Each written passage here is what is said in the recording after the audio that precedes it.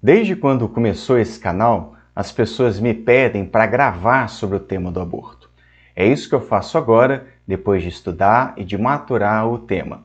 Aviso logo de princípio, não é uma abordagem de lacração nem de moralismo. Eu faço alguns apontamentos doutrinários, utilizando ferramentas da filosofia espírita. Todas as fontes estão colocadas aqui na descrição do vídeo para você se aprofundar no debate, que ora eu dou a minha contribuição. Olá, que bom ter você aqui no IDJF. Eu sou Gabriel Lopes Garcia e estou diretor de comunicação. Escreve aqui nos comentários qual é o tipo de abordagem mais comum que você vê sobre o tema aborto no meio espírita brasileiro. Considera satisfatória? O caminho que eu vou seguir aqui será: primeiro, abordar a posição da filosofia espírita. Segundo, abordar diversas posições dos movimentos espíritas brasileiros. E, finalmente, fazer alguns comentários sobre a legislação do aborto.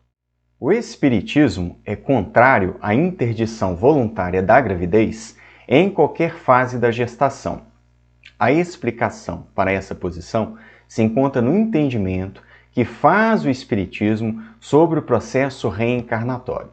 Segundo a filosofia espírita, quando acontece a concepção, já se inicia a primeira ligação do espírito reencarnante. Ele lança os seus primeiros laços fluídicos do seu corpo espiritual ou perispírito e já começa a estabelecer uma ligação com o seu futuro corpo. Portanto, a doutrina espírita entende que há uma continuidade na vida que deve ser obedecida já desde o início da concepção.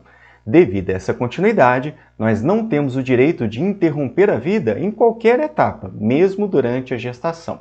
Então, respeito ao direito à vida, para a doutrina espírita, tem a ver com esse entendimento de uma continuidade cujo início já é a concepção. Por isso, em espiritismo, não se discute sobre até que ponto da gravidez seria eticamente viável realizar o aborto, porque não se prende a discussão da formação do sistema nervoso ou da viabilidade do feto fora do corpo da mãe e por aí vai.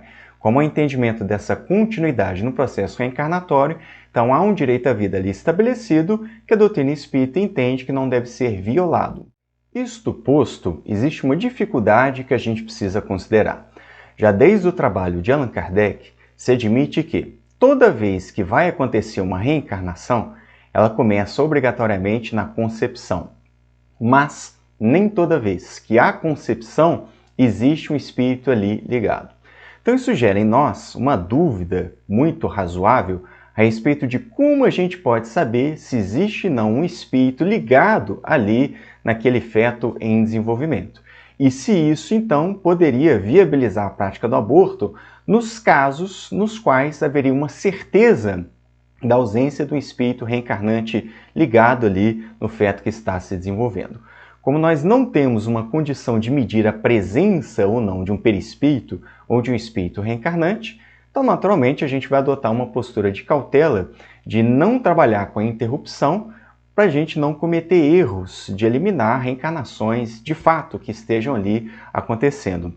Essa mesma discussão ética espírita também tem as suas nuances quando a gente vai discutir a fertilização in vitro, e onde há a prática, inclusive, de congelar vários embriões. A gente não tem como saber a princípio em quais daqueles ali existe um espírito que está ligado. E se está ligado, como que fica a sua condição? O que é que está acontecendo com ele? A gente pode adotar o mesmo princípio de cautela, mas é um âmbito que a gente precisa melhorar o nosso entendimento e as pesquisas espíritas. Existe ainda uma outra nuance que precisa ser analisada. O Espiritismo entende que o primeiro de todos os direitos é o direito à vida, que ele é o mais importante de todos, que vem na frente de todos os outros, que implica, por exemplo, no princípio da não agressão. Além disso, como nós estamos reencarnados, existe também o direito à legítima propriedade individual, ou seja, todo indivíduo é proprietário da sua vontade e do seu próprio corpo. Ora, pensando nesses termos, poderia abrir uma brecha para a prática do aborto, segundo a filosofia espírita. Afinal de contas, se a gestante tem um direito de propriedade sobre o seu próprio corpo, então ela poderia escolher a prática do aborto sem nenhum problema ético. No entanto, entende a doutrina espírita que esse direito à propriedade ele é relativo, não é absoluto. Exemplo disso, A prática do suicídio é condenada pelo Espiritismo, pois se entende que somente a Deus compete dar fim à vida das pessoas. Então, mesmo o indivíduo tendo direito de propriedade do seu corpo, ele não pode fazer exatamente tudo o que ele quiser. Se ele se matar, ele está violando a lei de Deus. Esse raciocínio é extensivo à questão da gestação. A mulher gestante continua proprietária do seu corpo, mas esse não é um direito absoluto, ele tem uma relatividade. E segundo, esse direito se refere ao seu corpo e não ao feto que está ali se desenvolvendo. Então ela não tem o direito de se sobrepor ao direito à vida do nascituro. Muito embora a gente precise considerar, com todo o cuidado, com todo o acolhimento, que a gravidez é um estado peculiar que merece todos os cuidados da nossa parte. No entanto, o Espiritismo admite a prática do aborto quando há risco de morte para a mãe, somente nessa situação. O raciocínio é de que é preferível preservar a vida de alguém que já está bem estabelecida na reencarnação, com uma complexidade psíquica, relacional, com os projetos reencarnatórios em andamento, em detrimento daquele ser que ainda está começando a sua jornada. Para esse espírito, a consequência é que ele vai buscar recomeçar a sua encarnação. Talvez nessa mesma pessoa, ou uma outra família, em outras circunstâncias, enfim. É mais fácil, por assim dizer, para esse espírito que está no início da reencarnação, retomar sua trajetória do que a mãe que já tem toda uma vida sendo construída e todo um conjunto de acontecimentos em desenvolvimento. Mas vejam, trata-se de um direito e não de um dever. A mãe escolhe se vai fazer ou não. Isso é muito indicado, especialmente em casos de gravidezes de risco e também em pessoas que engravidam na adolescência ou quase ali saindo da infância. A gente, infelizmente, ainda vê muitos casos desse tipo. Nestes casos, a doutrina espírita defende que é legítimo e ético praticar o aborto. De modo geral, eu considero muito ruim a abordagem sobre o aborto no meio espírita brasileiro. Isso porque, geralmente, essa abordagem é baseada em medo, culpa e terrorismo. A mãe é ameaçada o tempo todo com consequências severas se ela escolhe por fazer o aborto ou se ela confessa que já fez o aborto em algum momento do passado. Por causa disso, inclusive, as mulheres espíritas raramente vão se abrir de maneira mais honesta para conversar sobre esse tema nas atividades espíritas no Brasil.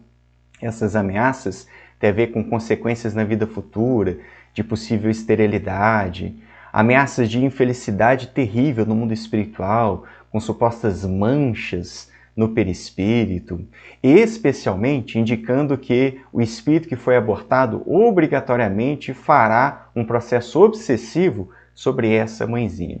Então a abordagem que a gente vê no meio espírita brasileiro, segundo a minha observação, está muito calcada em ameaçar e estabelecer punições severas para a mãe que tenha praticado ou que pensa em praticar um aborto, que é justamente o contrário de alguns princípios éticos espíritas, que tem a ver com acolhimento, com escuta atenta e com buscar ajudar quem está em dificuldade. Então eu vejo que a gente precisa transitar para um outro modelo, que substitua a ameaça e o punitivismo pela escuta, pela ajuda e pelo respeito a essa pessoa que está gestante. E eu insisto nesse ponto. Nós temos uma pessoa gestante que tem as suas necessidades afetivas, sociais, econômicas, familiares e por aí vai. Tem toda uma complexidade. A gravidez é um estado peculiar. A pessoa gestante precisa ainda mais de cuidados, de atenção da nossa sociedade. Ela não é um útero ambulante, não é uma parideira. Ela não é um canal simplesmente para os espíritos reencarnarem. Tem uma pessoa ali com toda uma complexidade psíquica ainda mais intricada devido ao estado de gravidez. Portanto, é preciso a gente escutar atentamente, entender quais são os motivos que levam essa mulher a querer fazer a opção pelo aborto. Se a gente de fato deseja ajudar, a gente precisa escutar a mulher com as suas necessidades e entender o seu contexto. Porque do contrário é apenas moralismo, é apenas gritaria de fanatismo religioso sem qualquer resultado proveitoso. E isso é que me espanta, porque de fato, se nós desejamos preservar a vida do nascituro, que a gravidez siga adiante, É preciso cuidar da pessoa gestante e não ameaçá-la com culpa, com terrorismo dessa vida, de vidas futuras e por aí vai. Então, além de ser uma falta de caridade essa maneira de tratar a pessoa gestante e os dramas do aborto no centro espírita, além de tudo, revela pouca inteligência para ter um resultado positivo diante desse quadro. E o que eu considero bastante grave e preocupante é a união do movimento espírita brasileiro, hegemônico, federativo e institucionalizado, com o que há de pior na política brasileira e internacional, que é a extrema-direita. Há um conluio de ocasião nessas pautas de costumes brigando contra os abortistas. Esses grupos de extrema-direita geralmente estão vinculados a religiosos fundamentalistas, que querem impor para o conjunto da sociedade a sua interpretação sobre o que é cristianismo. São intolerantes, violentos e por aí vai, que inclusive atracam práticas mediúnicas que estão no cerne da doutrina espírita. Então eu vejo com preocupação essa união e devemos analisar quais são interesses políticos, religiosos e financeiros envolvidos nessas alianças. Percebo também que há nesse movimento hegemônico uma interdição do debate amplo, franco, nos centros e nas atividades espíritas sobre o aborto. Geralmente, a abordagem que é aceita e que é validada é ultraconservadora, dogmática, que ataca as mulheres e por aí vai. E o aborto virou uma pauta querida desse aspecto moralista do espiritismo religioso brasileiro. Outras pautas não interessam essas pessoas. Crianças morrendo de fome, extermínio de crianças e jovens pretos nas periferias do Brasil, desigualdade social, graves problemas ecológicos e por aí vai, nada disso mobiliza o interesse desses grupos. Eu considero que é legítimo, interessante, que é uma participação cidadã, que as instituições espíritas brasileiras vão ao debate público para conversar sobre aborto, drogas, dentre outros assuntos relevantes para a sociedade. Mas a gente deve estar atento a quais alianças a gente exerce com políticos e instituições. Além disso, essas abordagens conservadoras e dogmáticas, ao invés de acolher as mulheres que abortaram, que pensam em fazer aborto, acaba repelindo, afastando elas das instituições espíritas. Elas não se sentem à vontade. Então, ao invés de acolher, a gente repele essas mulheres, o que mostra que essa tática, além de faltar com a caridade, ela carece de inteligência. E pensando em termos de políticas públicas, eu sou favorável a descriminalizar a prática do aborto no Brasil, que é diferente de propor sua legalização, percebam. Eu entendo que não resolve o problema do aborto prender a mulher. No meu entendimento, essa pena de privação da liberdade da mulher que comete o aborto não ajuda a resolver a complexa questão do abortamento em nosso país. E há um recorte aí. Essa pena e o seu rigor vai ser aplicado nas mulheres pretas e pobres. É o que a gente vê acontecendo. Essas mulheres que vão recorrer aos métodos rudimentares, que vão buscar as clínicas clandestinas, que é um problema então de saúde pública, que vai aparecer no SUS, que tem implicações econômicas e por aí vai. Então, no meu entendimento, a gente deve mudar o nosso foco. Deixar de ter essa mentalidade, essa conduta punitivista, que quer prender a mulher a todo custo, e desenvolver uma série de outras políticas públicas que eu vou comentar na sequência.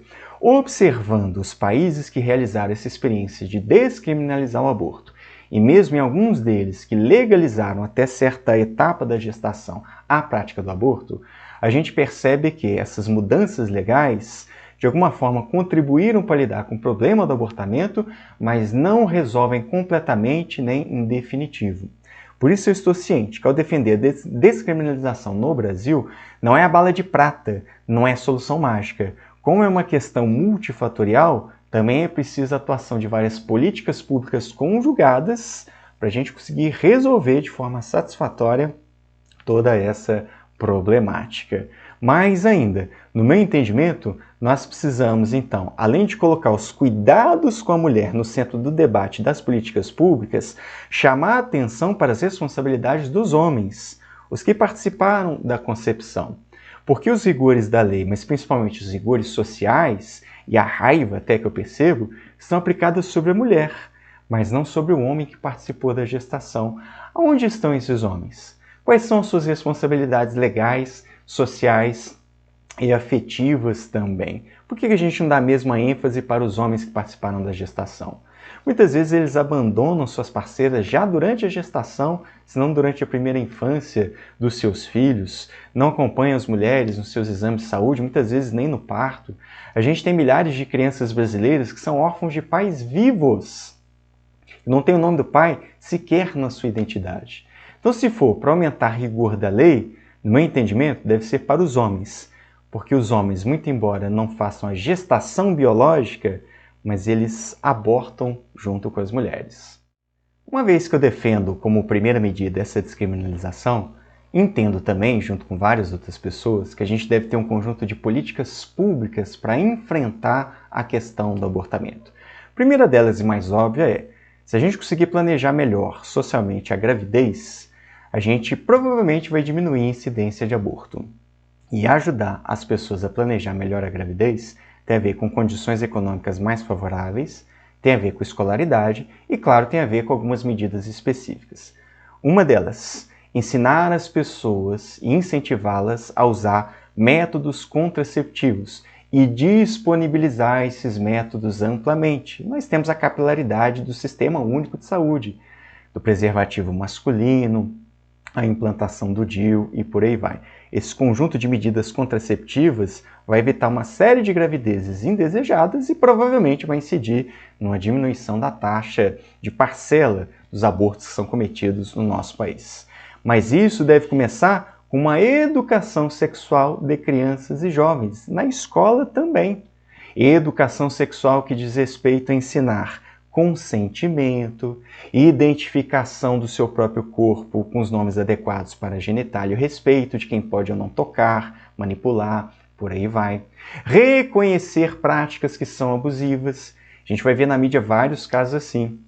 A criança assiste uma palestra na escola, vai denunciar um tio, um parente, uma pessoa próxima, que geralmente são os abusadores. E que muitas vezes a gente vai ter gravidez e gravidez de risco em crianças e em adolescentes ainda muito precoces, dos seus 13, 14 anos, resultado desses abusos. Então essa educação sexual ajuda as crianças a se proteger e ajuda os homens principalmente a crescerem entendendo as noções de consentimento sexual. Está aí um dos braços que a gente pode atuar. Mais ainda, uma vez que a mãe já está gestante, nós devemos enfatizar as políticas públicas de cuidado com essa mãe gestante, que é um estado peculiar do ser humano, insisto nesse ponto. Ela tem necessidades biológicas, afetivas, familiares, financeiras. Então a gente tem uma mãe que tem as suas preocupações de sobreviver, em dar conta de cuidar dos seus próprios filhos e por aí vai. Muitas vezes, minha gente, quem está pressionando a mulher para cometer o aborto é o homem. Por isso que pouco antes eu defendi até o aumento do rigor da pena para o homem, porque muitas vezes é ele que está pressionando porque ele não quer assumir suas responsabilidades. Então a gente precisa ter essas políticas públicas que passam muito pelo SUS para amparar a mulher em todas as suas necessidades, com os exames de pré-natal, com apoio psicológico, uma rede de apoio e aí vem assistência social, se for o caso para essa mulher, psíquica também, para a hora do parto, enfim, todo um conjunto de ações que garantam a saúde dessa mulher durante a sua gravidez. Mas ainda, uma vez nascido, tem um filho para criar. Então a gente precisa pensar em políticas públicas que atendam as crianças em tenra idade, nos aspectos de saúde, de escolarização. Então quando eu vejo, por exemplo, instituições espíritas que são creches filantrópicas, eu digo, mesmo que não esteja enunciado nos estatutos dessas instituições, ali está sendo feita política anti-aborto.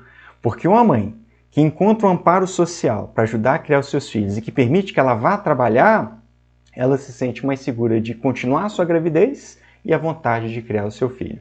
E finalmente entendo que a gente deva valorizar, divulgar mais, que é uma lei federal, que entrega legal, oferecer a possibilidade explicitamente para a mulher que realmente não desejar ter o filho, que ela entregue esse filho legalmente para a adoção.